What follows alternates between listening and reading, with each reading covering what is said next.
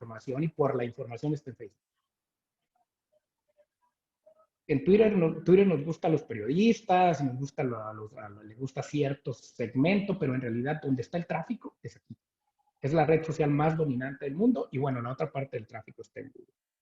El problema de eso es que hay mucho más en juego que solamente una industria. No es solamente una industria que se mete en un jaque por una disrupción tecnológica, sino que además afecta a otras cosas. Y por eso a mí me gusta hablar de esto. Porque todas las empresas nacen con un solo objetivo, que es generar valor económico. La razón de ser de una empresa es generar valor económico. Si no genera riqueza, no hay empresa. Y es la única institución humana que nos hemos creado en la historia que genera valor económico. Los gobiernos no la generan, la reparten o la distribuyen. Pero en realidad las empresas son las únicas, el único ente humano que hemos creado que genera riqueza y que por lo tanto puede repartir riqueza. Pero también generan otros valores, valor social. O sea, el mundo sería totalmente distinto sin los productos de Apple. ¿Qué hubiera pasado con el mundo si no hubiéramos tenido ferrocarril? Y todo eso es innovación que sale de las empresas. Puede generar valor familiar, sobre todo en el caso de las empresas medianas y pequeñas. Puede generar valor organizacional. Hay empresas que son culturas en sí mismas, maneras de entender. A mí me gusta decir que la cultura organizacional de las empresas, cuando no llegan a tamaños en que cotizan en bolsa, eso es la cultura de sus dueños. Las empresas son tan buenas, tan íntegras o tan serias como sus dueños, como sus fundadores. Y si eso permea, se nota muchísimo en las empresas. Hay una identidad ahí. Y también puede generar valor personal. El tema es que el valor de los medios está, por supuesto, en su valor económico, pero está sobre todo en su valor social. Porque el periodismo, que no es lo mismo que la industria de medios, tiene un rol dentro de las democracias que jugar. Y eso no es un invento per se de los medios, es una innovación colaborativa, colectiva de muchos, muchos años. El periodismo de hoy no es el mismo periodismo de hace 50 años, ni es el mismo de estos dos señores que yo les enseñaba a finales del siglo antepasado. El periodismo es un oficio, o sea, se aprende en la calle, se aprende en la banqueta. Yo por eso cuando me presentan como periodista, lo primero que aclaro es que yo nunca ejercí el oficio del periodismo como lo ejerce mi equipo. Yo no empecé en la banqueta, yo no empecé haciendo esta entrevista. Y es algo que siempre me va a faltar. Pero también es una profesión, se ha profesionalizado y le ha pasado un poco lo que al derecho o a la medicina, se ha ido especializando. No es lo mismo ser periodista de asuntos ambientales que ser periodista de temas de derecho, que ser periodista de justicia y seguridad y darle seguimiento a audiencias públicas, porque muy probablemente lo que necesitas es haber estudiado derecho, además de periodismo. Entonces el periodismo también se ha vuelto complejo de explicar y hay cada vez más herramientas. Pero también el periodismo es un bien público. ¿A qué me refiero con un bien público? A que es de todos. Mientras que la empresa en general tiene un carácter privado, el periodismo sí está obligado a rendir cuentas públicas. Porque si yo publico algo sobre la SEDECO, sobre el gobierno del Estado, sobre alguna otra empresa, ese actor tiene todo el derecho de ejercer su derecho de réplica, de decir estoy de acuerdo con esto, no estoy de acuerdo con lo otro, y yo no puedo decir pues es asunto privado y ya. O sea, sí tenemos que distinguir entre la libertad de expresión que tenemos todos y la libertad de prensa que las empresas privadas tenemos de hacer un cierto periodismo, pero eso no significa que no estemos obligados a rendir cuentas. Y aparte, lo más padre y lo que a mí me encanta de nuestro oficio, de nuestra función, es que no hay nada más fiscalizable que algo publicado. A mí no me puedes reclamar por lo que no publiqué, pero sí me puedes reclamar por todo lo que publiqué y cómo lo publiqué, con qué calidad lo publiqué. Entonces eso es muy importante que lo entendamos, porque además normalmente eso lleva una marca detrás y un nombre detrás y un autor detrás. Y entonces eso significa que no hay manera de esconderse, ¿no? Esta vieja frase de que los periodistas pues publicamos nuestros errores, claro que sí, lo hacemos todos los días, ¿no? Y nos equivocamos todos los días. Para que se den una idea, Noroeste publica más o menos 110 notas por día, de las cuales 75 son, como le decimos en este gremio, notas, o sea, notas a donde un reportero va con un fotógrafo y le hace preguntas a una fuente. No cosas que bajamos de internet, ni si Belinda sigue de novia con Cristian Nodal. O sea, vamos al Congreso, vamos a la fuente. Y esa nota es fiscalizable.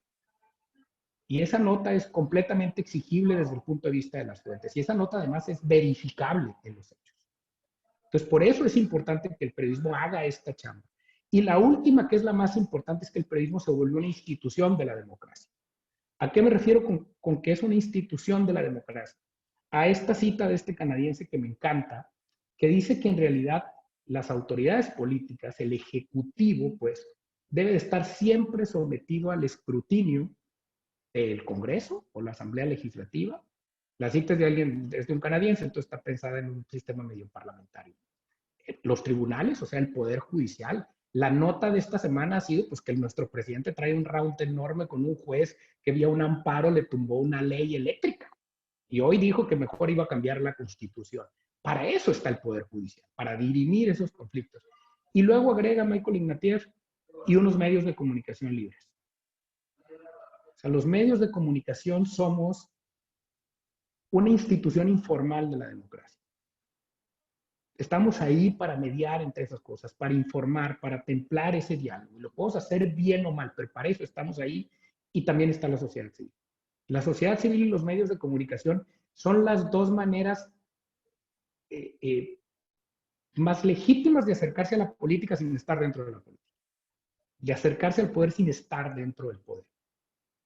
Y eso no significa que no tengamos que rendir cuentas, tenemos que rendir cuentas. Lo que dicen todos los teóricos de la democracia es que tú necesitas un equilibrio en eso. Porque si no lo tienes, entonces siempre hay un poder que concentra el poder, el ejecutivo. Si la Asamblea Legislativa no hace la chamba y le aprueba todo al presidente, pues para eso está el Poder Judicial. Pero si además el presidente se queda con el control del Poder Judicial, entonces ya estamos hablando de autoritarismo.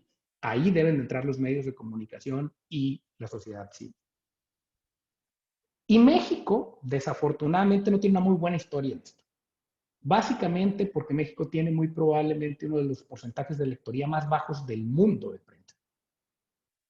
Más bajos incluso que Guatemala, por ejemplo, que es un país más pobre que nosotros. Y no tiene que ver con la riqueza, tiene que ver con cómo se construyó nuestro ecosistema de medios. Y como yo lo resumo, es bien sencillo. Nosotros tuvimos una prensa independiente, crítica, monstruosa, genial, en la época de la Reforma, con Benito Juárez. Si ustedes ven los cartones que le hacían a Benito Juárez en esa época, palidecen contra lo que se dibuja ahora de AMLO o contra lo que se dibujó de Fox. Pero luego, de 1910-12, que el PRI se instaló allí, hasta los 70 dejamos de tener prensa. O sea, prácticamente desapareció. Lo que teníamos era una prensa completamente controlada por el Estado. Y adivinen qué medio de comunicación fue el que creció: la tele. Entonces, en México aprendimos primero a ver la tele que a leer prensa. Y los porcentajes de electoría en México no pasan del 7% de la población. 7% de la población es chiquititito. Los países sajones andan en los 30%, y si les hablo de los noruegos, pues estamos hablando de 60-70%, ¿no? Pero tal vez hace demasiado frío allá como pensar en otra cosa, ¿no? Pero en México, básicamente lo que logramos a partir de la transición de la reforma político-electoral del 94 y luego de la transición del 2000, fue como distinguir, y Sally Hughes, esta académica de Texas, lo reparte así, como entre tres tipos de medios, ¿no? Medios que se volvieron cívicos, o sea, que representaban una audiencia, una idea de las cosas y hacían periodismo, reforma, si quieren, desde la lógica empresarial y de derecha, y la jornada, desde la lógica más de izquierda y social. Los autoritarios, y no por autoritario el medio en sí mismo, sino por los medios que siempre estuvieron muy pegados al poder y les iba siempre muy bien con el poder, como Excelsior.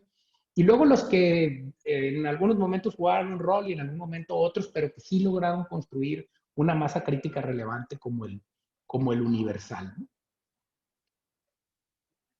Y luego llegamos al contexto de ahora. Y es, pues, ¿dónde estamos parados? ¿Dónde está parada la industria de los medios en el mundo? Pues en plena pandemia todos, y la pandemia aceleró una tendencia que ya venía. Yo creo que la pandemia no generó nada nuevo, pero sí aceleró muchas tendencias, sobre todo la de la digitalización. Tan es así que estamos dando esta plática aquí, muy probablemente estuviera siendo en un auditorio. Yo sí extraño mucho el poder verle la cara a mis alumnos, ¿no? Y ver si me está entendiendo o no me está entendiendo, pero al final lo cierto es que esto ya no es un tema. O sea, ya todos damos por hecho que si nos vamos a ver con alguien nos va a llegar una liga de Zoom o de alguna otra cosa. También es cierto que todos aprendimos o compramos mucho más en línea ahora. El e-commerce pegó unos saltos enormes en esta época. Nosotros pegamos un brinco enorme en suscripciones digitales a raíz de que llegó la pandemia, básicamente por dos razones. La gente triplicó su tiempo en pantalla y la otra también la gente buscó en este contexto de pandemia medios más serios para informarse sobre la pandemia. sea, además del sensacionalismo que te encuentras en Facebook o del fake news que te encuentras normalmente, sí la gente trató de volver, y no es un fenómeno nada más mexicano, pasó en todo el mundo, a marcas que ya respetaba y reconocía. La otra cosa es que llegamos a este contexto con un nuevo gobierno. Y digo nuevo porque en realidad tiene año y medio, pero es, digamos, apenas nuestra tercera alternancia política. Y si tenemos dudas de que México sigue siendo un país conservador, México fue el único país de América Latina que su primera alternancia no fue hacia un partido de izquierda, fue hacia la derecha, con Fox. Aunque podríamos discutir bastante si Fox era panista o no. De hecho, era más panista Calderón. O sea, la segunda fue todavía más a la derecha. Y luego volvimos al centro con el PRI y luego entonces sí nos animamos. O sea, a López Obrador lo que le da razón es la realidad, ¿no? El tiempo, la paciencia para llegar ahí. Y en ese contexto estamos parados ahorita, en un contexto de polarización política muy empujada por el presidente, pero que cambia completamente la manera en la que la gente percibe la manera en la que los medios informamos. Tan es así, pues, que el principal enemigo del presidente, pues, es Reforma y algunos otros medios. Y otra cosa que también es una constante en este contexto es la violencia y la impunidad contra los periodistas en este país. México es el país más violento del mundo para ejercer el periodismo que no tiene un conflicto armado. O sea, los únicos países más violentos para ejercer el periodismo en México son los países en guerra. Fuera de eso, en ningún lugar se mata más periodistas que en México, más o menos uno por mes durante los últimos 5 o 6 años. Tenemos más de una centena de periodistas. Y la impunidad en estos asesinatos es de 99.5%. O sea, absoluta. O sea, matar periodistas en México sale gratis, completamente gratis. La otra cosa es que la publicidad oficial se volvió un mecanismo de premio-castigo de los gobiernos para castigar o premiar a los medios amigos o a los medios enemigos. Como es completamente opaca y discrecional, eso no ha cambiado con el gobierno del presidente López Obrador, pues entonces gobernadores, alcaldes, poderes, la presidencia en sí misma, pues deciden a quién asignarle la publicidad sin ningún criterio, por ejemplo, como en Colombia, donde hay licitaciones. Yo soy de la idea de que incluso, pues tal vez habría que pensar en irla desapareciendo gradualmente. En Estados Unidos esto no existe. O sea, los gobiernos no compran publicidad, los gobiernos tienen una obligación de informar, pero también, pues también es parte de ir construyendo audiencias que te permitan monetizar y rentabilizar tu posición. Y la última que me parece lo más importante, que sí es un agregado y por eso lo subrayo, de este nuevo contexto político, digital, etcétera, es que hay otros tres fenómenos, ¿no? Hay un fenómeno enorme de desinformación, mientras que el conocimiento con la imprenta era escaso, ahora es hiperabundante. Entonces, no le falta contenido a las redes. Ustedes se meten a YouTube o a TikTok, pueden perder todo el día ahí viendo cosas. Todo el día. O sea, no va a llegar un punto en que te diga, ya no hay nada que ver. Siempre va a haber que. O sea, la cantidad de contenido que se genera es abrumadora. Estamos hiper informados, pero no necesariamente estamos mejor informados. O sea, en realidad lo que hay es contenido, no necesariamente más periodismo. La otra es que además hay una lógica propagandística del gobierno federal muy fuerte. Una lógica de ir como en contra de los hechos y rematar propaganda. Y la tercera es que la arena de conversación en redes sociales es mayoritariamente anónima o falsa. O sea, está llena de robots y está empujada por robots de todos los bandos, de todos los bandos. Si ustedes hoy salen en Twitter y critican al presidente, va a haber un grupo que te va a agredir y va a haber un grupo que te va a defender. Y si sales y defiendes al presidente, va a pasar exactamente lo mismo. El anonimato da esas cosas. Y el anonimato genera un nivel de violencia narrativa en redes que no es el que está en la calle. Si México fuera Twitter, la gente se estuviera matando en la calle. Y no es cierto. En la calle la gente se saluda, la gente está ávida de volverse a ver la cara. Pero en redes sociales se polariza bastante, ¿no? Y básicamente lo que quiero explicar aquí es que nuestro consumo de noticias ha cambiado a dos cosas que son, no es que sean malas o buenas, simplemente son. Una es que nuestro consumo de noticias dejó de ser un asunto racional para volverse un asunto emocional. Cuando tú veías el noticiero o leías un periódico y pasabas todas las páginas, lo que hacías era un ejercicio de capacidad de abstracción intelectual, porque durabas 30, 40 minutos haciendo eso. Y en tu cerebro pasan cosas que dicen que estás realizando una tarea intelectual. Y la manera en la que evaluabas ese contenido tenía que ver con la calidad del contenido. O sea, no es que todo el mundo leyera muy bien el periódico. Mucha gente nuestra, por ejemplo, estuvo por años suscrita a Noroeste por tener la lotería, o las recetas, o los horóscopos. Eso también se vale. Lo cierto es que ahora como evaluamos qué contenido es exitoso o viral y como los algoritmos posicionan eso, son likes. O sea, es que nos gusta. Y los emoticones que antes en Facebook eran nada más dos, si alguien se acordará, nada más había dos manitos. Ahora hay una variedad monstruosa. De hecho, parte de lo que venden los nuevos celulares es la variedad de emoticones, ¿no? Y todas son actitudes sentimentales, son emocionales. Y la otra cosa es que nuestra manera de informarnos se volvió incidental y no intencional. Si tú leías el periódico, tenías un hábito, te levantabas a X hora de la mañana y a esa hora de la mañana te servías una taza de café y leías el periódico. O si escuchabas el radio, lo escuchabas a cierta hora. El radio es un fenómeno interesante. O a las 8 de la noche te sentabas a ver el noticiero. Y te sentabas a ver el noticiero. Había una intención. Ayer era como ir al gimnasio, ¿no? Para ir al gimnasio, lo primero que hay que hacer es ponerse los tenis, prepararse. Ahora no. O sea, tú ya no vas al contenido, el contenido viene a ti. Para cuando tú te levantas en la mañana, tú ya tienes ahí una lista de WhatsApps y de videitos y de ligas y de memes y de GIFs que no pediste. Tú no le dijiste a tu compadre, compadre, mándeme el último meme que le llegó porque estoy desactualizado. No, tu compadre te lo manda y no te pregunta. Y en la mañana, ¿qué haces? Le dedicas atención a eso. Le dedicas tiempo a eso. Los ves, los navegas, algunos los borras, algunos ya los viste, pero ya realizaste un consumo de contenido y un desgaste de atención que tú no decidiste. Simplemente te llegó porque tienes una maquinita receptora que hace eso. Y eso tiene dos efectos y está muy documentado por la neurolingüística y por las nuevas maneras en que nos informamos y diferentes estudios. Una es que consumimos noticias sin poner atención. El tiempo que le dedicamos a cada noticia en el mundo cada vez se hace más pequeño. Cuando nosotros lanzamos el primer portal de Noroeste en 2008, el tiempo promedio del consumo de una nota nuestra era de más o menos 3 minutos. Ahorita es de 1 minuto.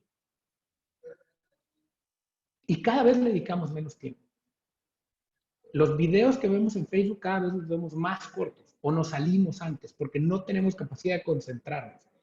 Y la otra cosa, y esto tiene mucho que ver con los algoritmos de las plataformas, es que consumimos las noticias que confirman nuestras creencias, no las que no nos gustan.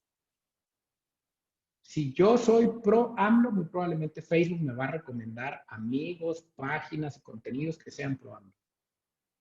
No va a contrastar mis puntos de vista. ¿Qué me va a recomendar el algoritmo de Netflix? Cosas que me gusta ver. Cosas relacionadas con lo que me gusta ver. Si a mí me gusta ver videos de comida, me va a recomendar series de comida.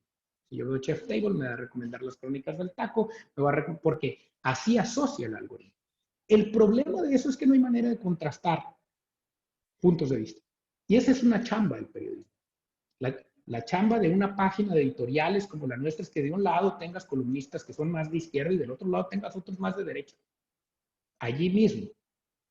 O algunos más equilibrados. Pero si yo leo eso vía Facebook, muy probablemente si leo a los de izquierda me va a recomendar solamente a los de izquierda. Entonces el algoritmo decide por nosotros, ¿no? Y la otra es el fenómeno de la irrelevancia. Esta es una herramienta que nosotros usamos para ver qué está viendo la gente en redes sociales, en Facebook básicamente. Esto es lo más visto en los últimos 30 días en México. Vean la calidad del mismo. El indicador son las X que ustedes ven ahí abajo, el indicador en azul. Esa nota de pato abraza con sus alas a perrito abandonado que moría de frío, tiene un desempeño de 1106X, significa que es 1100 veces más efectiva que una nota promedio de Milenio. O sea, ellos contra ellos mismos. Vean el tamaño de la interacción. Y luego abajo está una de otro perrito que murió por salvarse de no sé qué, de unos pipos. Y si yo les enseño este timeline hacia abajo, muy probablemente voy a pasar 35 notas hasta llegar a una nota, a una nota periodística. Aquí está la atención de la gente, masivamente, en este tipo de cosas. Entonces, el problema no es solamente mentir o hacer propaganda, sino abrazar la irrelevancia, ¿no? que los contenidos que publicas no sean más relevantes que un pato que abraza con sus alas a un perrito, ¿no? Y en ese sentido yo les platico un poco lo que nosotros hacemos o cómo creemos que el periodismo puede aportar valor. Yo no digo que nuestro modelo es el mejor ni por mucho, simplemente es un modelo diferente, es una aproximación y sobre eso voy a ir construyendo. Y si alguien me quiere interrumpir y preguntar con todo gusto, ¿no? Yo lo que les digo es que México tiene muchos medios de comunicación, pero tiene pocas instituciones de medios. O sea, tenemos muchas empresas y cada vez más portalitos de redes, porque eso es ahora súper fácil, las barreras de entrada se hicieron muy pequeñas. Pero el tema es que definas un modelo fundacional para que tu empresa perdure. Y eso es lo más difícil siempre pasar, dar el brinco en una empresa. Tú puedes tener un negocito exitoso, pero poder llevar ese negocito a ser empresa es muy complicado. Aquí está Javier, que no me dejará mentir, que tiene una empresa con muchísimos años. Lo más complicado es transitar generacionalmente. Lo más complicado es mantenerte vigente en la propuesta de valor, pero también al interior del equipo. Y algo que hicieron estos tres señores que fundaron Noroeste, el Maquillo Cloutier, don Jorge del Rincón y Enrique Murillo, los tres ya fallecidos, Maquillo falleció cuando yo tenía 9 años, es crearon una institución. Crearon una institución y básicamente tenía 3 criterios que están en la primera acta constitutiva, que es que no había que repartir dividendos en Noroeste. Noroeste estaba, decía el Maquillo, para girar la pirinola y siempre salía todos poli. Nadie iba a comer de Noroeste, salvo los que trabajaran en Noroeste, era para tener un medio crítico que formara ciudadanos, que pudieran tener un medio que en el 73, a 3 años de la Operación Cóndor, fue la primera gran batida contra el narcotráfico en Sinaloa y que fue cuando el PRI era omnipresente y todopoderoso, pudieras hacer un medio crítico. Decidieron que iba a ser un periódico porque no podía ser una tele o una radio, porque para eso había que pedir una concesión de gobierno. Y entonces, pues eso iba a estar muy difícil que se los aceptaran. La otra cosa es, Noroeste va ya en su tercera generación. Yo ya tengo en el consejo a nietos de los fundadores. Y eso es algo de lo que nos enorgullecemos un montón. Y luego en su segunda etapa, que es cuando Manuel Cloutier, hijo, la dirige, Manuel logra convertir a Noroeste no solamente en un negocio exitoso, sino en una institución.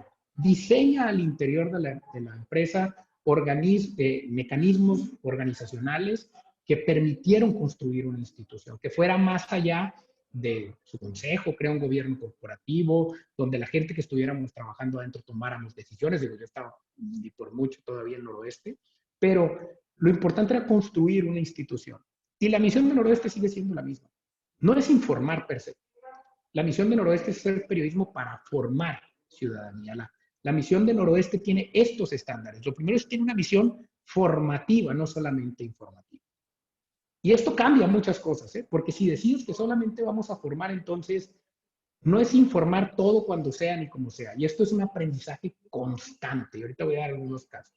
La otra es que tiene un código de ética muy claro, muy amplio, que está en constante revisión y evolución y que ya tenemos ahora que con lo digital darle una nueva batida, ¿no? Tiene además unos estándares éticos periodísticos. ¿A qué me refiero con esto?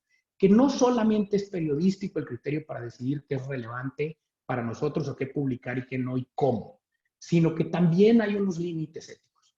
O sea, hay cosas que pueden ser periodísticamente interesantes, pero que Noroeste, por su visión y por su manera de ser, no las va a publicar o no las va a publicar de la manera tradicional. Y esto me lleva a algo que se volvió todo un tema aquí adentro, porque pues al final estamos en Sinaloa. Tenemos un manual específico para el tratamiento de la violencia. ¿Cómo publicamos la violencia? ¿En dónde? ¿Para qué? Etcétera. Para eso hay reglas muy, muy claras que si quieren ahorita les platico más a detalle.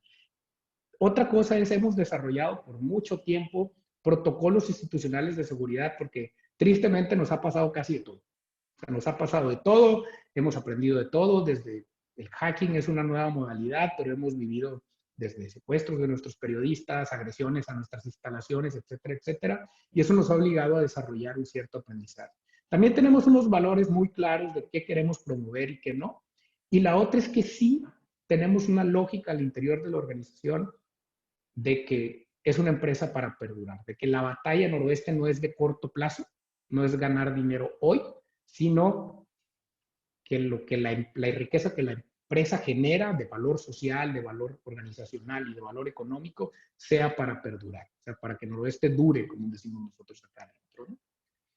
Y en ese contexto de cómo generamos valor, eh, es muy común ahora que hablamos de medios de comunicación, sobre todo en el tema de la digitalización, pensar que es casi imposible generar valor en este tipo de negocio, o que es muy complicado, o que la única manera de generar valor es sucumbiendo a todas las tentaciones del mercado, el clickbait, etcétera. Y a mí me gusta decir que lo que importa es la empresa, que lo que importa es lo que se hace aquí adentro. Afuera podrá estar lloviendo, tronando, hacer lluvia, ver sequía, pero lo que importa es lo que hacemos aquí adentro. Y si no nos creemos lo que hacemos aquí adentro, no lo vamos a lograr allá afuera. Y no vamos a convencer a nadie allá afuera. Entonces cuenta mucho con qué espíritu le entramos a eso. ¿Y qué hacemos? ¿Qué hacemos después de ser un periódico por muchos años, por muchos, muchos años, en términos generales? Me queda claro que así le vamos a seguir diciendo, pero en realidad somos una empresa cada vez más digital. Lo primero que decidimos es que íbamos a afrontar todo este reto, lo íbamos a dirigir, no lo íbamos a negar, o sea, lo íbamos a abrazar con todo lo que eso implicara. Y no es sencillo cuando tienes un editor de 30 años formado en el tema impreso, pensar en lo digital. Pareciera que son chips diferentes, como decimos, ¿no? Son otras lógicas, el tiempo real es distinto, las herramientas son distintas, pero algo que yo le digo continuamente a mi equipo es si eres reportero, y si eres editor, eres editor. Que lo pongas en una página en papel, o lo pongas en una computadora, o lo pongas en un celular, o lo pongas en una red social, eso ya tiene que ver con el cómo, pero el qué perdura. El periodismo es periodismo. En podcast, en video, en documental, etcétera, pero el periodismo es periodismo. Y la otra cosa es que lo íbamos a hacer sin perdernos en el camino, sin perder nuestra identidad periodística. Eso tiene precios, tiene costos, o sea, son decisiones de todos los días. Si mañana nos llega un video de que asesinaron a una persona en la vía pública y alguien grabó ese asesinato y nos lo pasa, yo estoy seguro que si lo subimos a nuestras redes, eso tiene millones de visitas. Y nosotros no hacemos, no lo subimos. No reproducimos esa violencia porque va en contra de nuestros estándares, porque ofende la privacidad de esa persona. Si luego sabemos que esa persona era delincuente, no importa. Porque si era delincuente debía estar sujeto a un proceso de justicia, no a un asesinato. Y que no vamos a lucrar con esa violencia. Cuando son casos de suicidio, cuando son temas donde se involucran menores de edad, violencia de género, etcétera, etcétera. O sea, no iban a hacer clics a costa de lo que sea. Y dejas ir muchos clics, muchos, cientos de miles de clics, pero sí creemos que a la larga no echas a perder los estándares con los que construyes tu periodismo, y también creemos que a la larga eso construye una credibilidad, una manera de hacer las cosas, una manera de hablarle a nuestra audiencia, y es lo que nos importa. Entonces, sí decidimos que íbamos a afrontar este proceso digital sin hacer clickbait, o sea, sin subirnos a estas cosas como las del pato y el perrito. O sea, nuestro periodismo tenía que ser relevante y sin lucrar con la violencia. Eso era el como primer postulado. Y la otra cosa es que si queríamos mantener vigente la propuesta de valor, teníamos que diversificar nuestra empresa. Entonces, la empresa es un periódico que tiene dos grandes áreas, una redacción que es el corazón. Una parte termina en el impreso, la menor, ya la mayor parte está en lo digital. Otra parte termina en lo digital, y la digital tiene dos grandes divisiones, el área comercial y el área publicitaria. Tenemos además una imprenta comercial grande, de la cual el periódico ya es cliente de la imprenta, y no solamente la imprenta de Noroeste, sino que ya le maquila a muchos otros clientes por fuera. Tenemos una AC de periodismo de investigación, una unidad de investigación que se llama Indaga, y tenemos otros negocios que estamos emprendiendo en temas inmobiliarios y en temas de café, que luego se va a enterar allí el secretario, porque sí creemos que en nuestra batalla de largo plazo por construir nuestra principal estrategia de suscripción digital, que ahorita la voy a explicar, tenemos que agregarle más valor a la oferta. O sea, si sabemos que México lee poco y paga poco por periodismo, tenemos que ofrecer más cosas. Y tampoco lo estoy inventando. El New York Times es el éxito más grande del mundo en suscripciones digitales. Lleva 13 años con el modelo, 13 años. Nosotros llevamos apenas 2 años con el modelo. Y la mitad de las suscripciones digitales vienen de su sección de comida, de su sección de cocina. La gente se suscribe al New York Times por tener acceso al recetario del New York Times. Y eso también se vale, eso también hay un valor ahí para una audiencia. Y en el Inter, New York Times ofrece ese periodismo. Entonces, sí tenemos que encontrar maneras de diversificar la empresa para poder ir generando una oferta de valor más amplia, hablarle a nichos diferentes y no solamente caer en el romanticismo de pensar que la gente nos va a apoyar porque nuestro modelo fundacional es legítimo, porque nuestro periodismo es ético. Y aquí hablo ya de un poco más estrategia de marketing. No puedes quedarte en eso porque si no, no generas la escala suficiente como para construir el otro modelo, ¿no? Entonces, sí es importante y es parte, la diversificación es una de las estrategias de negocio de mediano y largo plazo fundamentales, ¿no? Y esta es por mucho nuestra estrategia de periodismo de más largo aliento, la construcción de una suscripción digital donde la gente pague por el contenido. Fuimos el segundo medio del país en lanzar un muro de pago después de Reforma, primer medio regional, ya se subió el Universal, ya está Animal Político, ya empieza a haber otros medios en esta lógica. En Latinoamérica somos la región del mundo más rezagada en este tema, y si somos la región del mundo más rezagada,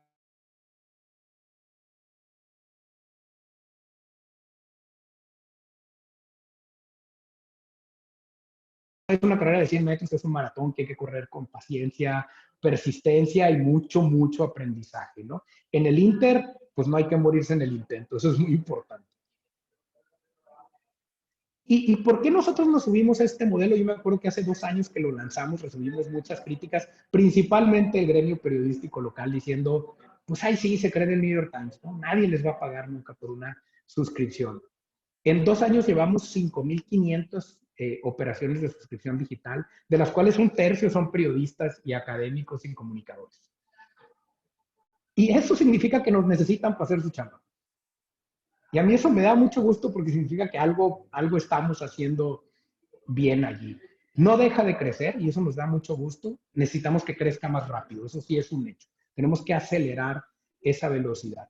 Pero algo que me llama mucho la atención es que todavía durante los primeros 6 meses u 8 meses del lanzamiento la gente decía, es que el contenido tiene que ser gratis. ¿Por qué me cobras si en Internet todo debe de ser gratis? Y yo les digo, el otro día lo explicaba en mi maestría, y Horacio Marchant, que es un gurú del marketing regio, que sabe muy bien de esto, me dijo una frase que me encantó. Me dijo, si crees que en digital el contenido es gratis, entonces el producto eres tú. Te están vendiendo a ti.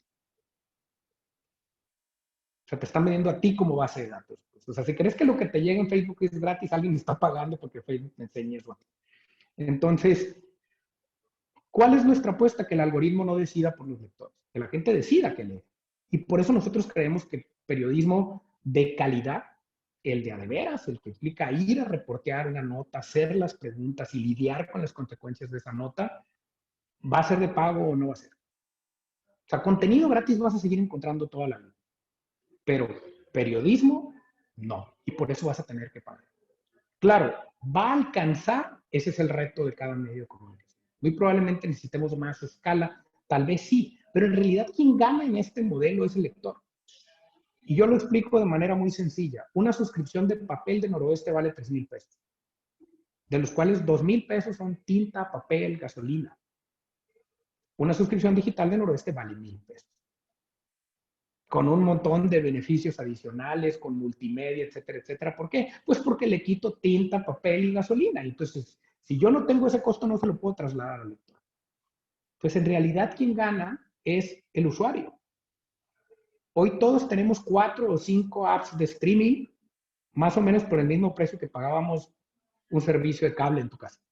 Que tú pagas Netflix, Disney, HBO, una cantidad de contenido enorme, y entre esas 3 o 4 debes de estar pagando 500, 600 pesos al mes. Más o menos eso costaba tener una suscripción de cable en tu casa. Y sin comerciales. Y a la carta, y con lanzamientos. O sea, no nos da la vida para poder ver todo lo que lanza Netflix, ¿no?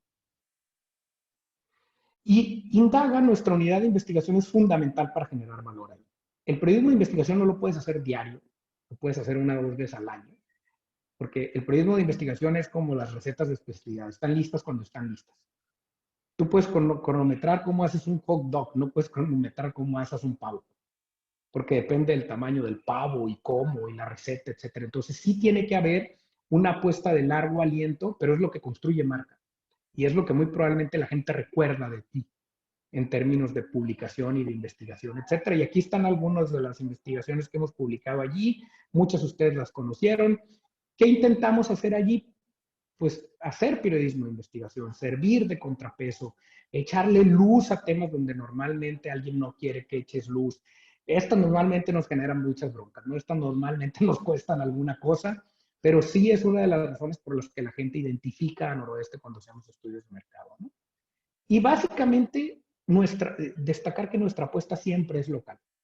O sea, nosotros le hablamos a los sinaloenses o le intentamos hablar a los sinaloenses en estas 4 conversaciones, que son los temas de Sinaloa, digamos, resignificados o entendidos de otra manera. La democracia participativa entendida desde el punto de vista de cubrir los cabildos, cubrir el Congreso, cubrir el tema electoral, investigar transparencia, darle voz a las organizaciones de la sociedad civil.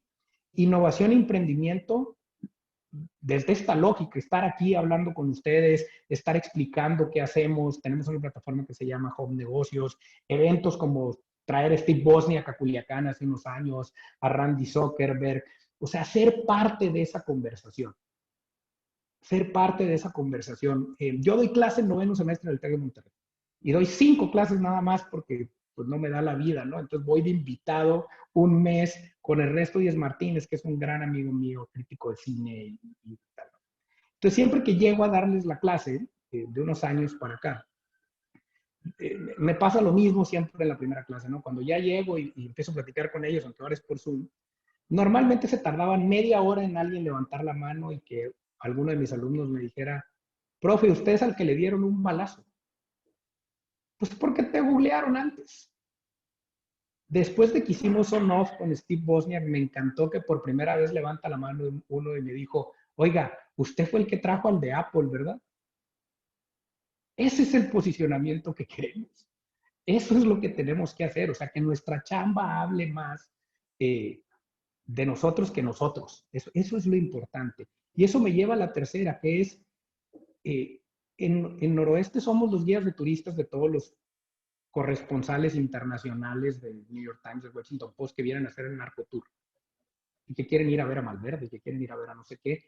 Pero luego al final se van encantados cuando les explicamos otra cosa, cuando les explicamos nuestra comida, cuando ven el campo, cuando... Entonces, ¿cómo le hacemos nosotros como un medio local para seguir informando de eso desde una lógica de construcción de paz? Y hemos organizado congresos de paz y tenemos una manera específica de tratar la violencia y una manera específica de contar esto. Hace 2 semanas que sucedió el caso de la detención de Emma Coronel, se volvió más viral nuestra nota de cómo íbamos a tratar ese tema que la nota. De por qué no íbamos a romantizar el asunto. Terminó en Italia porque pues en Italia son bastante sensibles de este asunto. Y la otra, lo que le llamamos la parte padre, ¿no? La construcción de comunidad. Vernos como un ente que construye comunidad en el Estado y patrocinar lo mismo a tomateros que a venados, porque es parte de la religión, de hacer eventos de gastronomía, de acompañar a los sinaloenses en lo que les gusta y en lo que somos de manera positiva, ¿no? Entonces, en ese sentido, Noroeste siempre tiene una lógica de donación a todas las organizaciones de la sociedad civil de Sinaloa que quieran venir y promocionar su causa con nosotros. O sea, siempre, siempre estamos abiertos para eso, de todos los colores, de todos los temas, desde perritos hasta desaparecidos, ¿no? Por doloroso que sea. Entonces, yo creo que donde más importante está el reto para el periodismo en términos de generación de valores en gestionar este cambio, en que el periodismo siga siendo periodismo y le sirva a la gente, en que no por subirte al clickbait dejes de hacer periodismo relevante y yo sé que la nota del pato y los perritos van a dar más clics o etcétera, y puedes hacer eso, pero también sigue haciendo lo otro, ¿no? También hagamos periodismo de finanzas públicas, también hagamos periodismo de tema anticorrupción, etcétera. Y lo resumo así, o sea, yo creo que no hay manera de aspirar a un país democrático si no tenemos buen periodismo. Ningún país que no tenga buen periodismo tiene una buena democracia. Ninguno. Ninguno. No, no hay, o sea, son 2 variables que sí son excluyentes. Si no las tienes las 2, bye bye. La segunda cosa es, que el periodismo tiene que ser profesional. O sea, tenemos que mantener la construcción de un ecosistema de medios, una industria que se institucionalice, que se profesionalice. Porque si no, lo que tienes es como las taquerías, ¿no? Una industria completamente dispersa. Completamente dispersa. Entonces, ¿quién logra en México concentrar un negocio como el de las taquerías hasta ahora? Nadie. Oxxo lo logró con las tienditas, por ejemplo. ¿Es mejor experiencia ir a un Oxxo que una tiendita? Podemos discutir mucho eso, pero el tema es cómo logras profesionalizar un oficio que es necesario para tu democracia. Y yo creo que para que suceda tiene que financiarse de los lectores y de los anunciantes. Y yo no tengo problema con que la publicidad financie periodismo siempre y cuando eso sea transparente para el lector. Que sepas que lo que estás leyendo dice publicidad. Porque lo que no se vale luego es hacer portadas de gobernantes que están pagadas por gobernantes o por empresas o por actores de poder que no dicen que están pagadas. Porque entonces estás engañando al lector. No es un tema de quién paga, sino de transparencia con quién paga. Y creo que eso es fundamental. Y yo creo que para que ese periodismo guste, para que ese periodismo genere audiencia, le tiene que servir a la gente. Si a mí no me sirve lo que publicas, pues entonces no lo voy a ver. Me acuerdo que cuando nosotros lanzamos el modelo de suscripción fue el 8 de septiembre del 2019. Mi gerente de sistemas me decía, ¿y qué va a pasar si el día 8 a las 10 de la mañana no se ha suscrito nadie? Y yo le decía, pues nos vamos a dar cuenta qué tan buenos somos. Si nadie nos necesita para funcionar, si nadie dice tengo que pagar, nos vamos a dar cuenta qué tan buenos somos. Qué tan buenos somos en el embudo de venta, qué tan buenos somos en la oferta de valor, qué tan buenos somos en la comunicación, etc. El primer día vendimos 14, más o menos, si mal no recuerdo. Hoy vamos por 5,500 y estamos contentos de que va creciendo. Tenemos que acelerar ese cambio, pero es fundamental que sigamos haciendo periodismo crítico, periodismo independiente y que logremos tener la paciencia, la disciplina y la humildad para seguirle sirviendo a la gente, ¿no? Yo con esto cierro la presentación. Si tienen dudas, preguntas, comentarios, encantado de la vida. ¿Qué tal? Pues muy enriquecedor tu compartir, Adrián, de verdad. En lo personal me dejas con un sabor de quiero más, de que necesitamos más información y sobre todo necesitamos gente comprometida con los medios, con esa claridad con lo que nos los has mostrado, ¿no? Tenemos aquí varios participantes. Me encanta ver a amigos y amigos mazatlecos, amigos de Culiacán. Mario Alberto Medina, nos acompaña también Valeriano Suárez, que quiere participar. Oscar Sánchez tiene una pregunta aquí en el chat. Te la voy a leer primero, la de Oscar. Dice, ¿qué opinas sobre las iniciativas para regular las redes sociales, entre ellas Facebook, tomando como base el caso de Trump y Twitter y los comentarios en este sentido del presidente López Obrador, ¿no? Y continúa Oscar también diciendo, en Sinaloa existe aún la venta de cobertura informativa entre los medios de comunicación y las administraciones gubernamentales. ¿Se puede trabajar sin uno o sin el otro? Y por último, sigue comentando, Oscar Sánchez dice, ¿cuánto tiempo estima que le queda de vida a los periódicos impresos en Sinaloa? Tomando en cuenta el avance de las redes sociales y que algunos medios como Noroeste están muy mermados y el debate ha bajado su tiraje.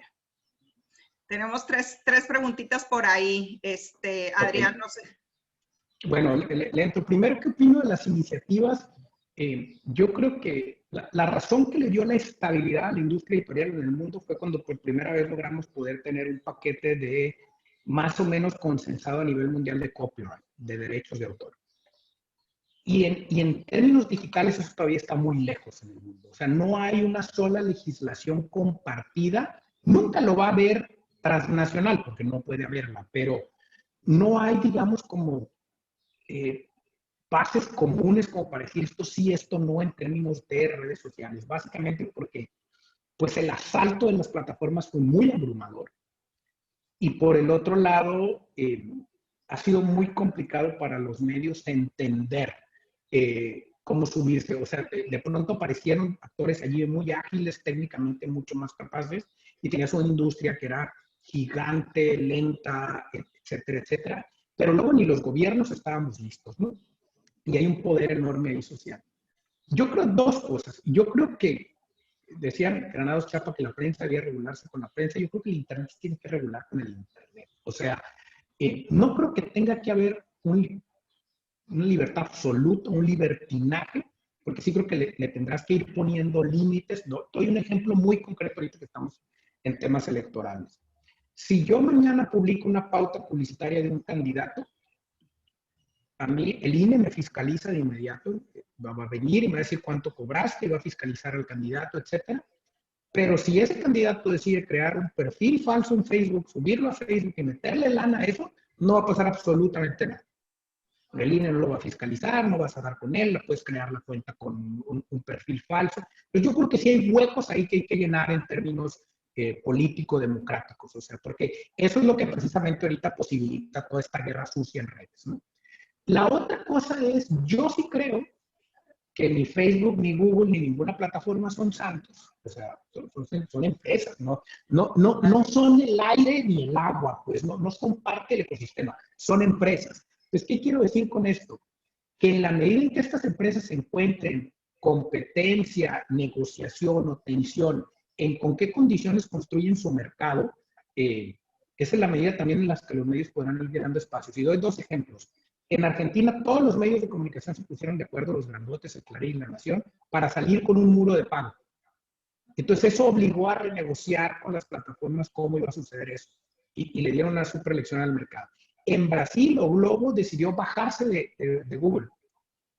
Y dijo, ya no me incluyas, soy el mayor generador tuyo de contenido. Si no me renegociamos nuestras condiciones de comisión, me bajo. Y se bajó. Pero ahí van entre particulares, o sea, son dos sí, empresas exacto, privadas. Claro, entonces eso es a lo que voy, o sea, sí tienes que encontrar ese equilibrio. En Australia, ¿qué pasó? Todos los medios le dijeron a Google y a Facebook, nos pagas. Google dijo, ok, porque Google depende más de la calidad del contenido. Facebook dijo, no te necesito porque yo puedo vivir de la red social, pues no de que haya periodismo dentro de mi red, sino de que la gente comparta memes y haga otras cosas. Yo no sé si va a aguantar. O sea, yo creo que más bien se va a rendir primero Facebook. Entonces sí creo que hay estas dos cosas. Creo que nos falta todavía para llegar a conclusiones básicas compartidas y la otra para... También depende mucho. Yo en México lo veo muy complicado. El ecosistema de México, de medios en México, está muy pulverizado, está muy influido por la publicidad oficial. Es un gran subsidio metido a la industria. Es más o menos un tercio de la inversión publicitaria nacional anual. Entonces, el gobierno es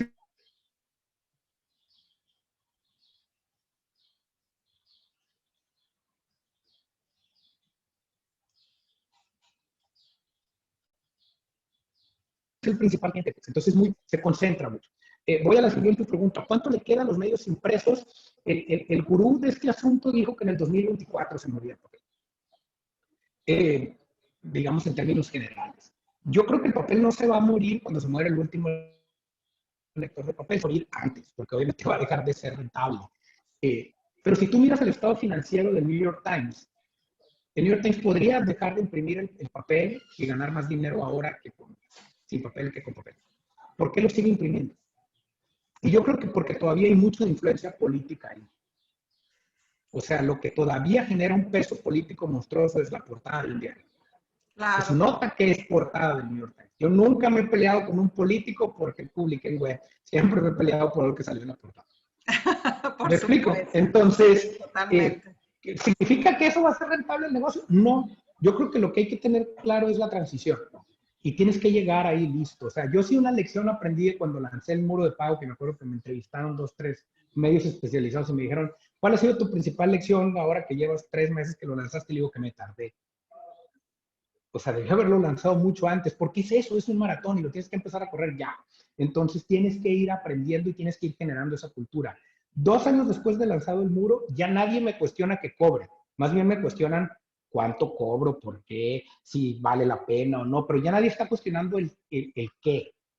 O sea, están cuestionando el cómo. Entonces creo que es importante construirlo así. Y también creo que es importante que desde las audiencias entendamos que el periodismo no es el papel, ese es el canal. El periodismo es el contenido ahí, ¿no? O sea, lo que vale el contenido ahí. Error de los medios, autocrítica, es pues creer que nuestro servicio de suscripción era aventar un periódico en una puerta, cuando en realidad era construir una comunidad. O sea, darle un servicio a una comunidad. Espero Muy haberle bien. respondido a Oscar. Sí, muy bien. Valeriano, si quieres habilitar ahí tu micrófono. Bienvenido, qué gusto saludarte. Hola Hilde, qué gusto, muchas gracias por la invitación. Un placer estar aquí con ustedes. Enhorabuena, mi querido secretario de Economía, muy buen amigo Javier Lizárraga, por abrir estos espacios de conversación. Y luego, pues con un invitado de lujo aquí con Adrián. Muchas felicidades por la exposición, Adrián. Excelente. Gracias, Vale. Con muchísimo contenido.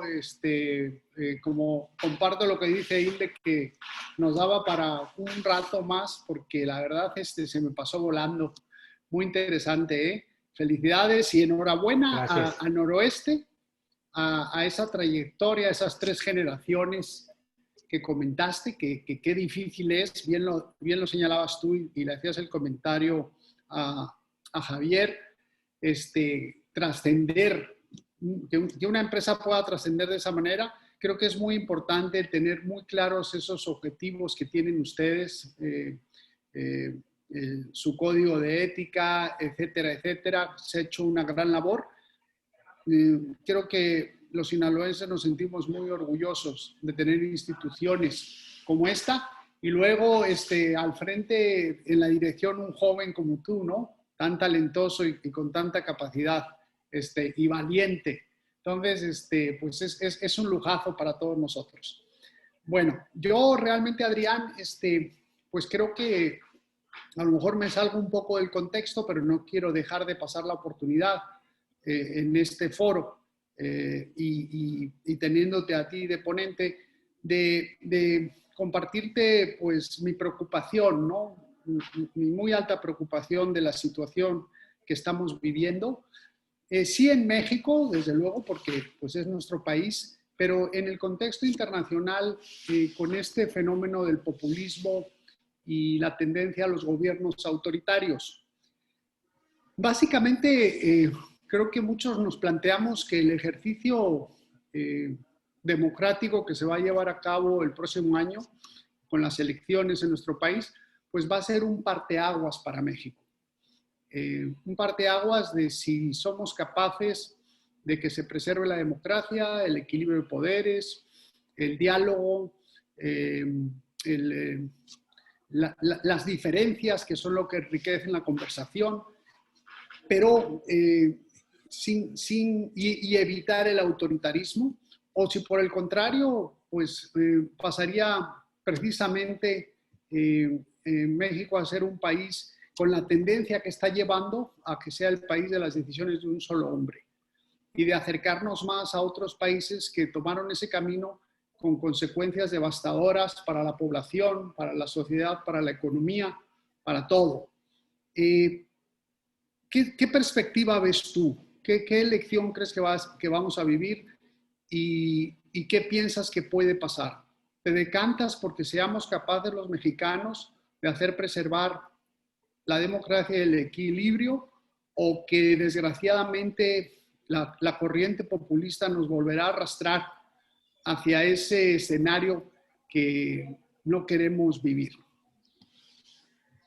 Híjole, de entrada yo creo que eres el buen alumno de la clase, Vale, porque levantas la mano y todo.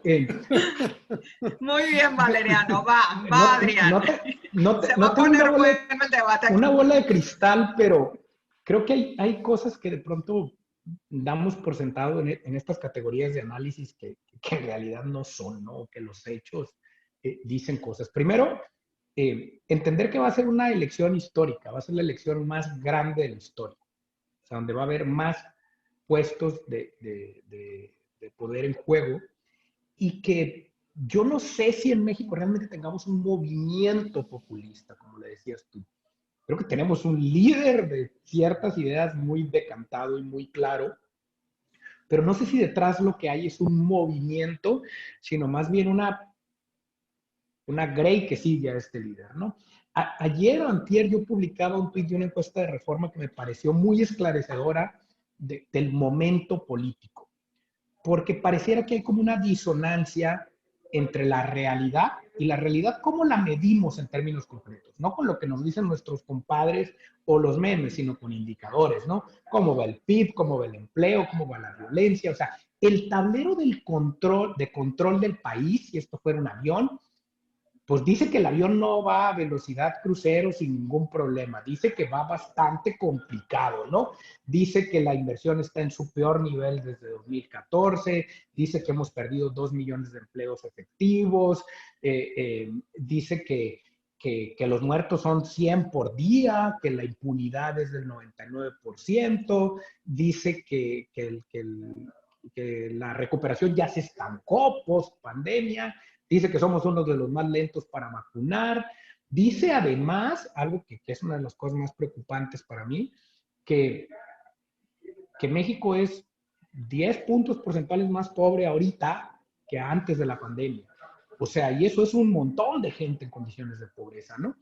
Y dice además pues que el ejército es al único que le está yendo bien, ¿no? El ejército está metido en todo y para todo, ¿no? Entonces, si tú ves ese tablero, pues parecería que todos estamos de acuerdo, ¿no? Entonces, es lógico que hay que cambiar eso, que hay que hacer cosas. Pero por el otro lado ves la popularidad del presidente rozagante y creciendo. Y ayer Reforma antier publicaba esta gráfica donde decía cómo percibía a la gente en una dicotomía de honesto, corrupto a sus funcionarios, alcaldes, gobernadores, diputados y presidente. No sé si vieron esa gráfica. Y resulta que el grueso de los mexicanos percibe a todos sus gobernantes de todos los niveles corruptos excepto al presidente. O sea, mientras que entonces es 60, 30, 70, 30, corrupto versus honesto, o sea, tu alcalde, tu diputado, tu senador. Cuando le preguntan del presidente, eso cambia completamente el inverso. Entonces el presidente sale 60 y pico honesto, 40 y pico corrupto.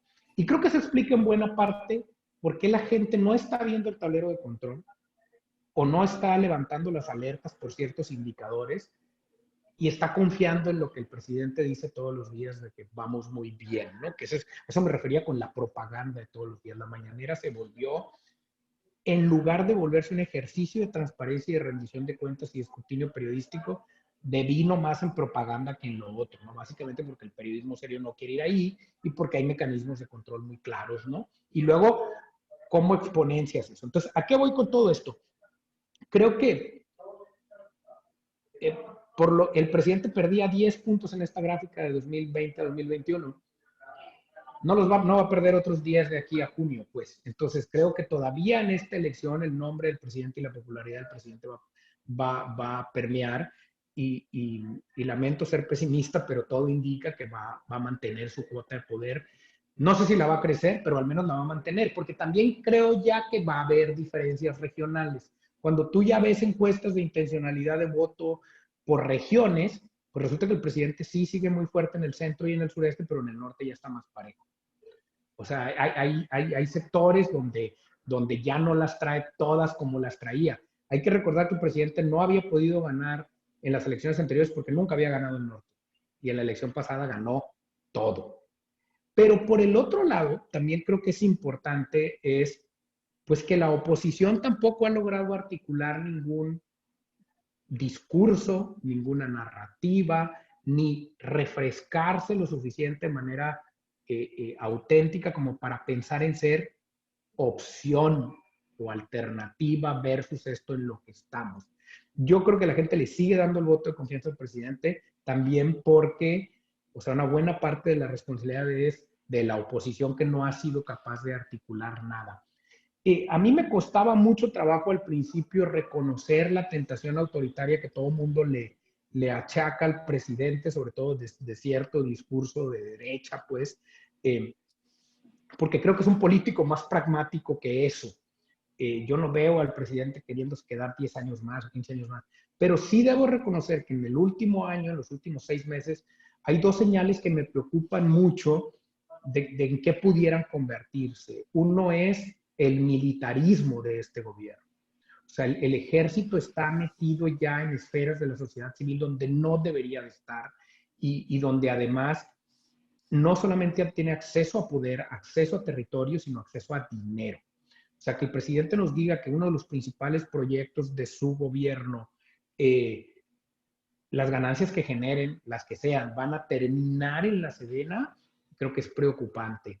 Que estén en comunicaciones y transportes, que estén metidos hasta en el programa de vacunación, cuando había hasta una infraestructura de salud ahí que podía usarse con más velocidad, eso me parece muy preocupante y eso creo que sí manda un pésimo mensaje en términos de señal o de tentación al menos autoritaria, ¿no?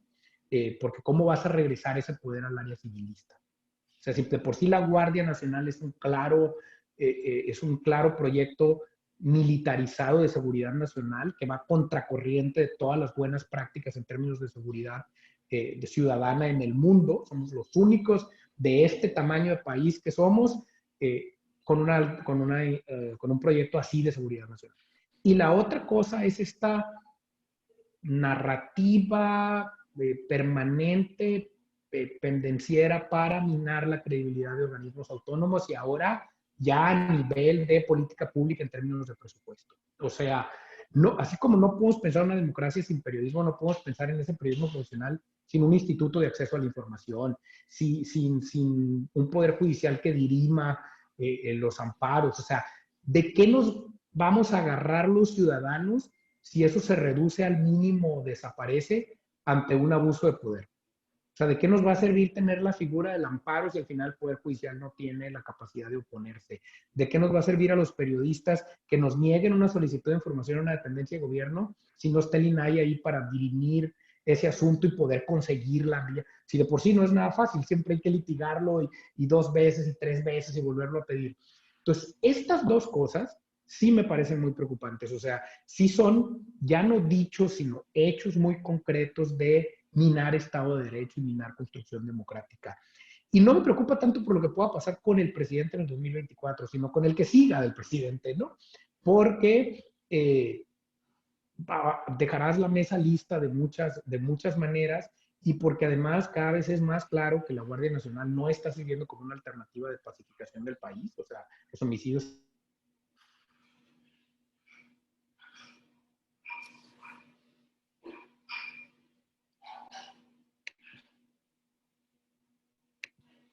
siguen en su punto más alto. Esto bien tiene que ser democracias y liberales. O sea, tiene que haber elecciones libres, tiene que haber derechos, obligaciones y una constitución.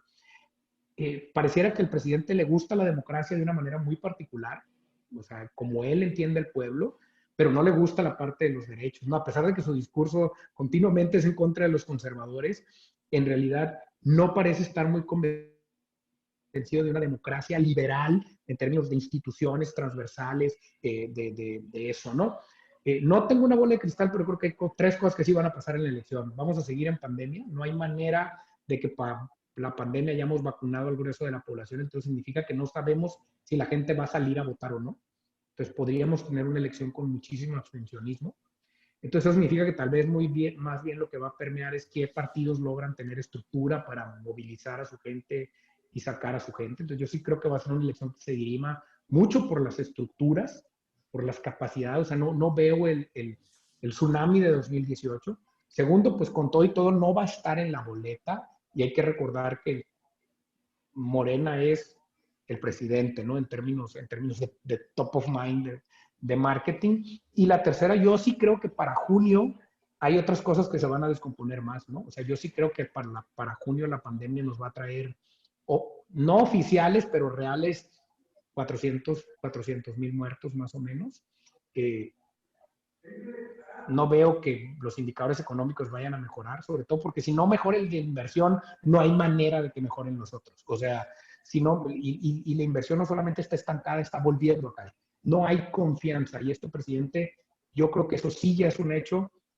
La confianza entre el presidente y el empresariado nacional en general, ¿no? Evidentemente hay unos cerca y hay otros más lejos.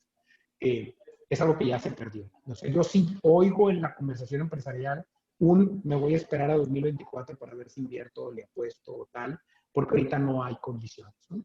Y súmale la crisis y súmale todo lo demás. Entonces creo que en ese escenario va a contar mucho también, pues si esta sociedad civil que ahorita es atacada, denostada todos los días se mete. O sea, si el empresariado que está cansado, que está desgastado y que siente que no hay condiciones, participa, si los periodistas también hacemos la chamba en ponerle los acentos a las cosas, ¿no? En concentrarnos en lo importante. O sea, en concentrarnos en lo importante. Por ejemplo, algo que nosotros hacemos ya todas las mañanas es, pues ya no le damos vuelo a todos los dichos del presidente de la mañanera, porque muchos son dichos sin sustento, muchos son dichos que además son ataques. Entonces, ¿qué tratamos de sacar de la mañanera? Lo que nos parecen hechos relevantes. No es fácil, ¿eh? No es fácil porque también dan clics.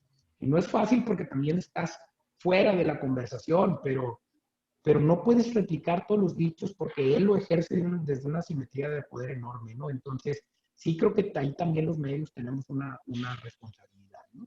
Entonces, yo creo que no te respondí nada, ¿vale? En términos de si tengo alguna certeza, pero sí creo que es bastante complejo y que lo que es un hecho es que no podemos verlo desde la barrera, pues.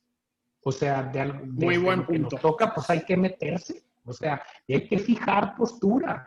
Y fijar postura no implica pararte en el ring chairo o en el ring fifí, perdón por las palabrotas, ¿no?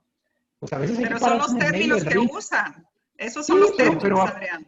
pero hay que entender que a veces que pararse en medio del ring y que hay veces que hacen cosas que están bien. Y creo que un gran error de la oposición es salir a decir que todo lo que hace AMLO está mal, porque tú pierdes credibilidad. Y un gran error también desde la gente buena que está en el gobierno y desde la izquierda es salir a decir que todo lo que estaba antes está mal, porque no es cierto. O sea, el mundo no se inventó en 2018, México no nació en 2018, ¿no? Claro. O sea, el otro día que atacaban a Ceseña, nuestro caricaturista, si yo les enseñara los cartones que Ceseña publicó de Toledo Corro, o de... O sea, Ceseña tiene 50 años publicando cartones, pues. Antes que todos estos que lo critican en redes hubieran nacido.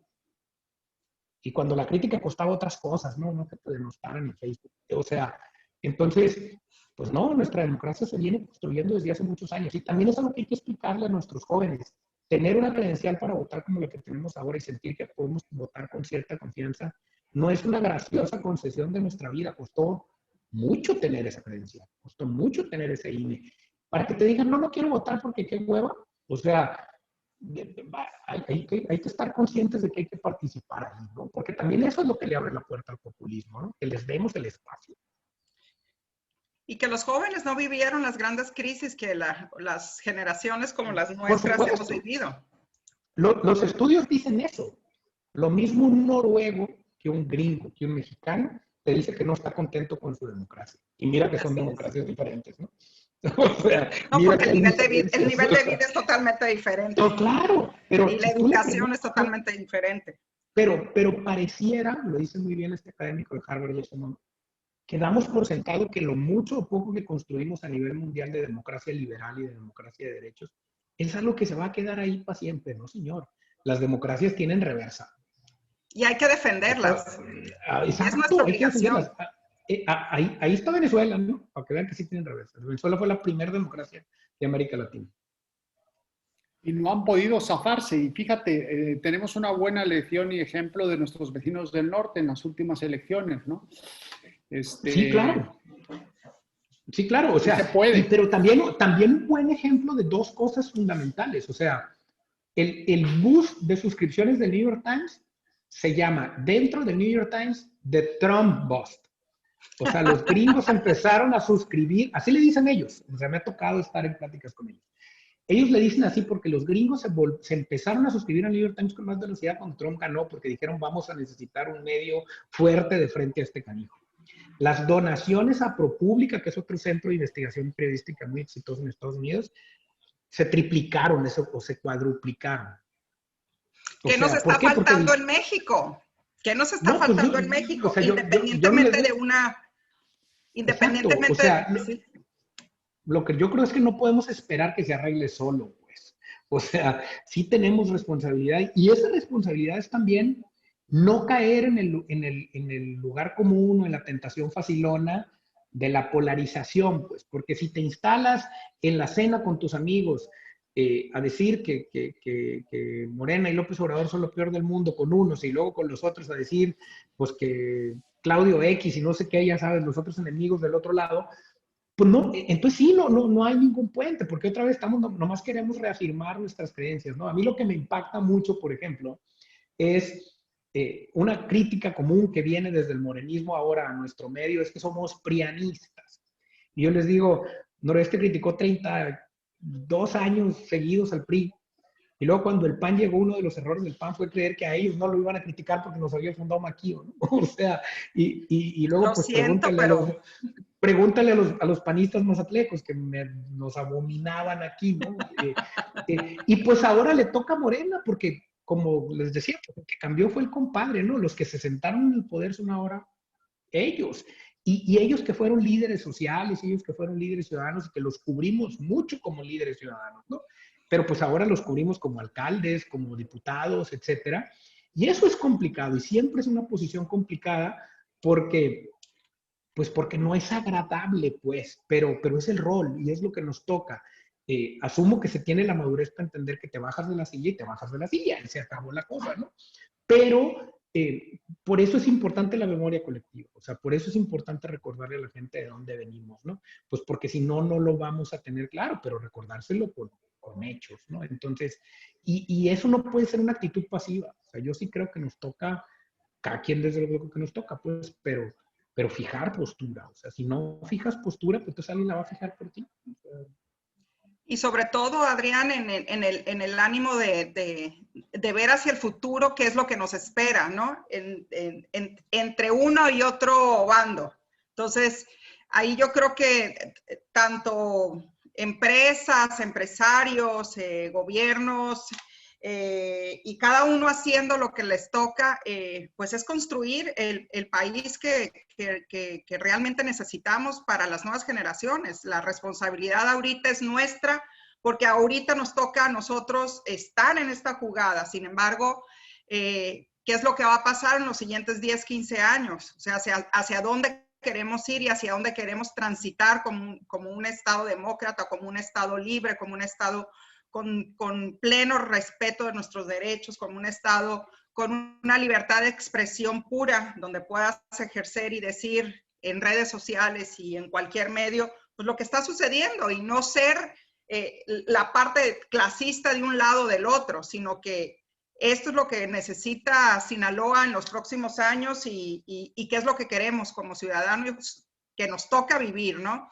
Voy a leer un poquito aquí parte de la conversación que tenemos en el chat, porque hay que darle un reconocimiento de verdad que están encantados con tu charla, Adrián.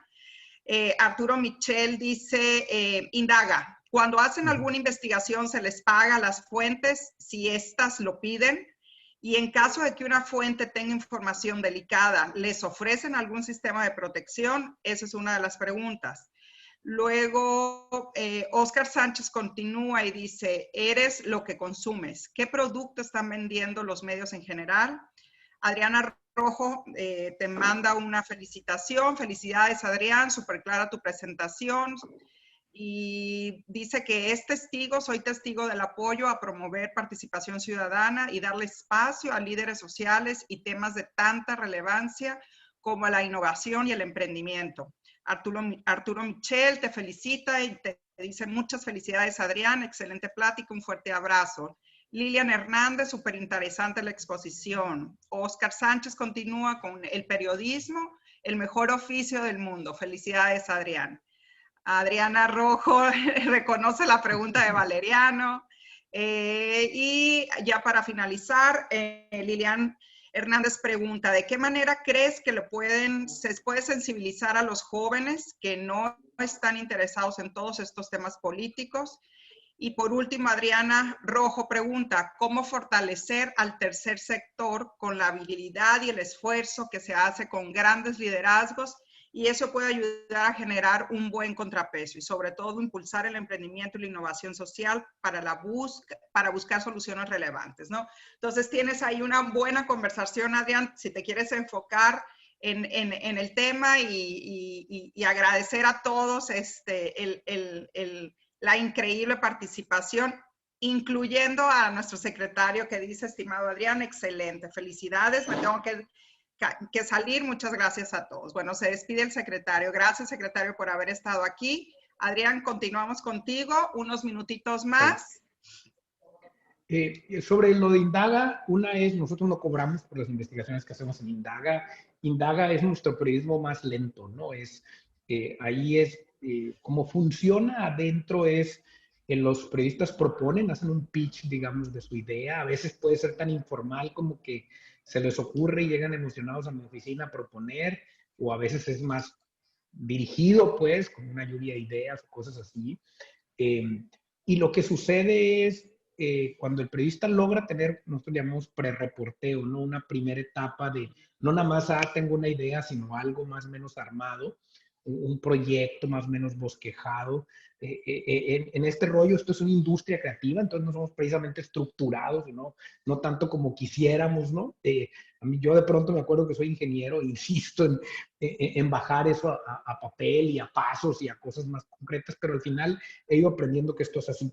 Entonces, después viene pues plantear una estructura, definir una estructura narrativa, qué le vamos a entrar, cuáles son los riesgos, cuáles son las fuentes, etcétera. Y otra vez no cobramos, a veces puede ser literal un sobre que alguien pasa y nos deja y dice, aquí hay unos papeles, ¿no? ¿Me explico? Alguien confía en que le vamos a dar seguimiento a eso. 2 de las investigaciones que puse ahí salieron así. Y a veces es una pista y a veces chismes nos llegan todos los días. El tema es que sí podemos probar, ¿no? Que eso es lo importante, ¿no? Me acuerdo que cuando sacamos En Paz Descanse el tema de salud con Ernesto Echeverría, alguien me dijo, no, hombre, no fueron 500 millones, fueron 800. Y dije, bueno, yo pude probar 500, ¿no? O sea, yo no puedo decir si fueron más o menos si no los puedo probar. Esa es la diferencia entre chisme de café y periodismo. Y la otra cosa es protocolos de protección. Híjole, normalmente sí tenemos un tema preventivo, pero depende muchísimo del tipo de trabajo. O sea, si el trabajo toca fibras que sentimos que se cruzan con algún poder oscuro o con alguna cosa delicada, hacemos 2 cosas siempre. Siempre sí somos muy, muy rigurosos de ir a tocarle la puerta a la fuente a la que criticamos, ¿no? O sea, de ir a decirle antes de publicar, danos tu versión. Normalmente no la quieren dar, pero creo que tenemos que tener el honor profesional de ir a hacer eso, aunque a veces vayamos temblando, ¿no? Puedo mencionar 2 casos. Uno, cuando recientemente publicamos con Anormal Político un trabajo sobre los hermanos Arellano en Mazatlán, pues ellos no quisieron dar su postura, pero se les buscó muchísimo. Y en su momento, cuando el trabajo de los hospitales de Maloba, de este personaje Mauricio Gastelum, que era el que vendía los terrenos al hospital de Culiacán, también fuimos a buscarlo y no nos dio la entrevista, ¿no? Entonces sí, es algo que tenemos que hacer. La otra cosa es, cuando sentimos que ya hay una situación de riesgo, lo más difícil con el asunto del riesgo al interior del periodismo es poder medirlo. O sea, siempre es como un feeling, ¿no? Es como una percepción. La seguridad es una percepción. Entonces, nosotros lo que hacemos ahí, una regla que yo he aprendido en mis años acá es, pues no subestimo nada, ¿no? O sea, prefiero que si es un mal chiste, una mala broma o una paranoia del reportero, pues lo saco de su casa, lo saco de la ciudad, lo muevo, porque prefiero de tirar ese recurso y exagerar. O sea, prefiero ser la mamá exagerada que, que luego decir de pude hacerlo y no lo hice, ¿no? Entonces, de correr el riesgo. Sí, exactamente. También tenemos asesoría legal, o sea, cuando vamos a publicar algo que sentimos que nos puede meter una bronca legal, pues tenemos un equipo de abogados que nos ayuda con eso. Y es algo que sí hemos ido institucionalizando mucho. Cuando hay represalias o tenemos algún ataque en específico, lo que hacemos siempre es, además de estos protocolos de reacción rápida, interponer denuncias, siempre es un protocolo, aunque sabemos que la denuncia nunca va a transitar. O sea, tenemos 100 y pico denuncias abiertas en la Fiscalía, todas impunes, pero también creemos que es importante sentar el precedente jurídico y sabemos que también la ponemos a nombre de la titularidad o de la representación legal del medio, no de la persona agredida, ¿no? ¿Por qué? Porque así le podemos dar seguimiento institucional sin exponer más a la persona y también evitamos el riesgo que luego esa persona, por miedo, por precaución o porque renuncia, ya no le quiera dar seguimiento, ¿no? Entonces, Sí, por supuesto, si eso es atribuible a su trabajo, ¿no? O sea, si es un tema personal, pues evidentemente no. Y también siempre le preguntamos a las personas hasta dónde quieren que la institución actúe, ¿no? O hasta dónde ellos quieren que nosotros nos metamos. Hace unos meses secuestraron a un periodista nuestro aquí en Mazatlán, y lo primero que hicimos nosotros fue primero, pues consensar con la familia si querían que nosotros asumiéramos esa iniciativa, ¿no? Entonces, no, o sea, pues en ese sentido más o menos así funciona nuestra unidad de investigación. Cada cuando publicamos literal cuando está listo. O sea, a veces tenemos muchas cosas en el tintero y no salen, a veces salen muy bien, a veces aparecen de pronto y los podemos resolver más rápido. El periodismo de investigación es muy difícil que siempre salga como tú quieres, nosotros le llamamos mínimos publicables, o sea, que sí podemos encontrar, ¿no?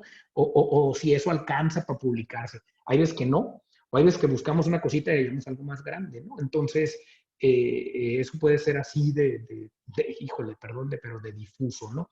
Es muy difícil de estandarizar, muy, muy difícil. Puedes estandarizar más como tu diarismo y ciertos productos, etcétera. Algo más decía Oscar ahí. Oscar anda prolífico. Nos comentaba Oscar si eres lo que consumes, qué productos están vendiendo los medios en general, y arribita puso, en Sinaloa, ¿periodismo social o periodismo corporativo empresarial? Híjole, es que yo creo que no son excluyentes. O sea, yo creo que puedes hacer las dos cosas. O sea, a mí nada me quita que esté aquí con ustedes y que esté intentando cubrir lo mejor posible mis fuentes de innovación y de emprendimiento. Y aquí está Adriana, por ejemplo, pues que es una de las protagonistas de este asunto en el Estado, y que siga cubriendo a las mamás rastreadoras de sus hijos desaparecidos. O sea, podrá sonar pues hasta contradictorio, ¿no? Porque dirías, pero yo creo que ya ahí es un tema medio, si quieres, hasta de branding, ¿no? Con qué plataformas cubro una cosa y con qué plataforma cubro otra cosa. Pero yo creo que los medios tampoco podemos tener los ojos cerrados a la realidad. Y la realidad es que ahorita en el Estado tenemos una de las tasas de homicidios más bajas de los últimos 10 años, y eso es un gran logro, pero tenemos un serio problema de desaparecidos y eso hay que atenderlo porque a la larga nos va a salir muy caro. O sea, un desaparecido es una cosa que en términos de tejido social hace más daño que un homicidio, porque tienes una familia entera buscando a esa persona con la zozobra, o sea, un homicidio se termina volviendo una cicatriz emocional, personal, familiar, pero un desaparecido no cierra hasta que no lo encuentres. Entonces, es más complejo que eso. Pues yo creo que no son excluyentes, yo creo que hay que hacer las dos cosas. Y la otra es, aquí hay empresarios y esta cosa de que también desde las pymes y desde las empresas, y yo le agradezco mucho porque aquí pues hay empresarios que siempre han sido aliados del Noroeste, yo puedo apoyar a todas estas organizaciones sin fines de lucro, pararme en la cumbre de instituciones de Coppel, apoyar a las mamás rastreadoras, gracias a que los empresarios grandes del Estado siguen siendo nuestros anunciantes. ¿Me explico? Totalmente. Gracias a que las pymes del Estado siguen siendo mis anunciantes. O sea, yo no podría tener un mural de desaparecidos en mi edificio si Ley no se siguiera anunciando conmigo, ¿no? Si el Vale que aquí está no siguiera confiando en nosotros, si nuestros lectores no siguieran confiando en nosotros. Entonces, por eso lo pongo aquí. Tanto lectores como anunciantes. Una vez fue una señora, nosotros hacíamos unos eventos que se llamaban Café Suscriptor, donde yo invitaba a 30 suscriptores random y los sentaba de un lado de la mesa y ponía a todos los editores del otro lado para que se quejaran del medio, ¿no? Y literal nos ponían unas trapeadas horrorosas, ¿no? Pero era genial. El sentir de tu lector. No, y era genial. Yo no era tanto para mí porque yo recibía las quejas, ¿no? Esa es un poco mi chamba acá adentro. Pero que el editor se salga de su burbuja y escuche que lo que está haciendo no gusta tanto o que puede ser mejorable, etc. Pero lo que quiero decir es que una vez fue una señora y me acuerdo que dijo, me encantaría que no trajeran tanta publicidad de Ley. Y yo le dije, pues, ¿cuál quiere ver, señora? ¿Esa o la de gobierno del Estado? Y me dijo, no, pues esta. Ah, bueno, o sea, pues claro, porque al final, y eso no significa que no le pueda vender publicidad al gobierno del Estado, pero mientras más vivamos de nuestra audiencia, pues ese nicho, ese bond, pues, de quién exige qué, pues importa más, ¿no? O sea, una de las razones por las que el periodismo en México también se quedó tan ahí, esto que decía Oscar, de qué consumimos, pues mucho de por qué los medios pueden ofrecer contenido basura es porque no les importa. Me explico qué consume el usuario. Y doy un dato. Las visitas que a nuestro sitio llegan, que vienen de redes sociales, duran 1 minuto en promedio. Las visitas que llegan de suscriptores que pagan duran 10 minutos y medio. Pues es 10-1. ¿Por Así qué? es. Porque paga. Me explico, porque paga, porque lo Totalmente, exige. totalmente. Se recorre todas las secciones, se lee todos los Exacto, editoriales. y le saca jugo porque dice lo estoy pagando, ¿no? ¿Qué es mi chamba? Que se quede ahí, que sean más, que el valor esté bien. Son súper exigentes y mi PDF de la edición impresa no está cargado temprano. Acabamos de migrar el portal, tenemos un nuevo portal, lo lanzamos la semana pasada.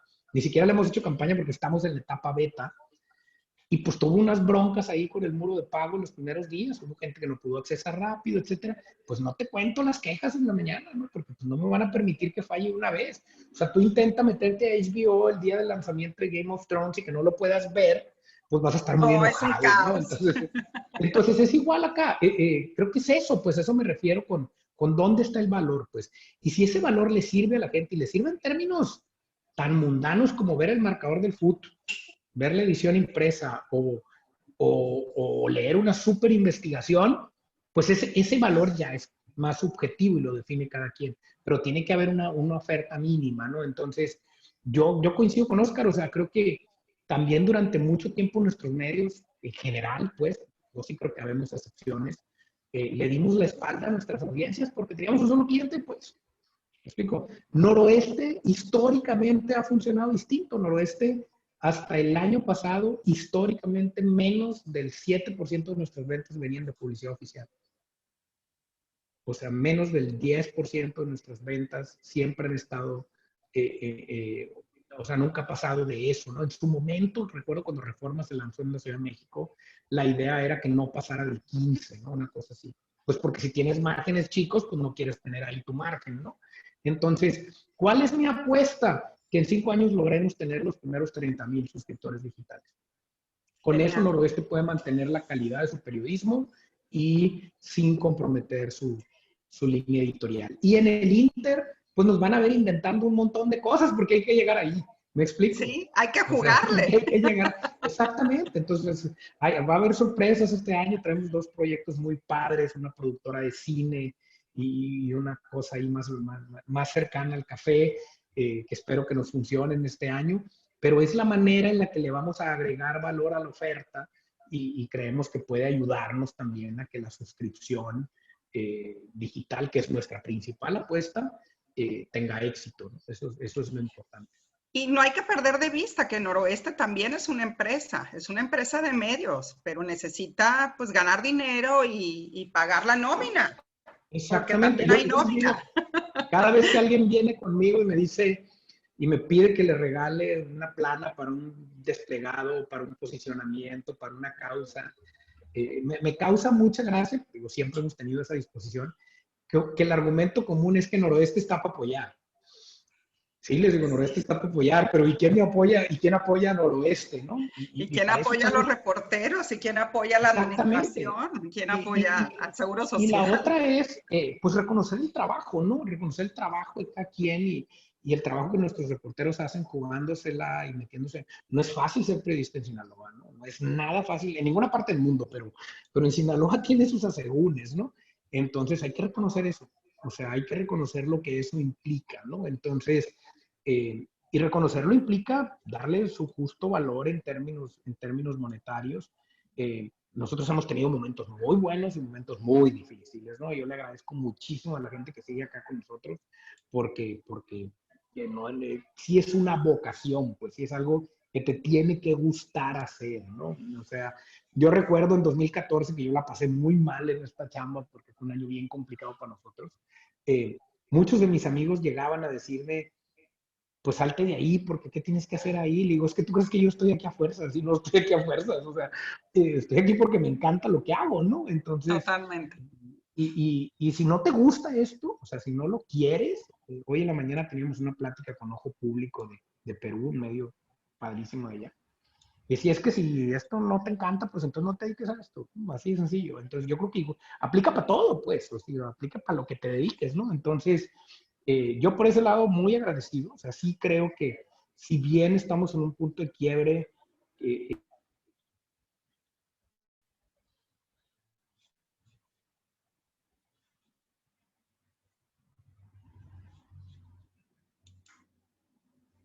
en el que tenemos que mejorar, ¿no? Nos atacaron de 2 o 3 maneras diferentes. Hay unas campañas y con un hacking el domingo brutal que pudimos resistir. Pues hubo muchísima solidaridad de mucha gente y de empresarios y de medios y de periodistas. Y se siente padre, o sea, se siente padre porque dices, bueno, no estoy tan solo en este, No estoy tan en este solo en asunto, esto. ¿no? Exactamente. Y pues muchas gracias, de verdad, por dejarme platicar y compartir. Excelente, Adrián. Tenemos ya para finalizar, pues un reconocimiento aquí de Mario Medina. Adrián, excelente charla, un tema muy interesante y muy enriquecedor. Blanca Estela Sánchez, muy buena exposición, saludos. Enhorabuena, dice Valeriano Suárez, que Adrián es un extraordinario sinaloense. Muchísimas gracias por compartir con todos. Y me tengo que retirar. Bien, Adrián, pues no me queda más que agradecer el tiempo que nos regalaste generosamente con toda esta información. De verdad, ha sido un placer escucharte. Sé y conozco de forma personal la pasión con la que realizas tu trabajo. Sé de tu compromiso con Sinaloa. Sé de tu compromiso que eres con brindar información de valor. Y creo que Noroeste y tú y todo tu equipo y todo el staff pueden contribuir muchísimo, muchísimo para que en las próximas elecciones los sinaloenses salgamos a votar y hagamos un voto razonado. Entonces, agradecerte, de verdad, no sé si la conexión esté bien, porque los veo a todos medios pausados.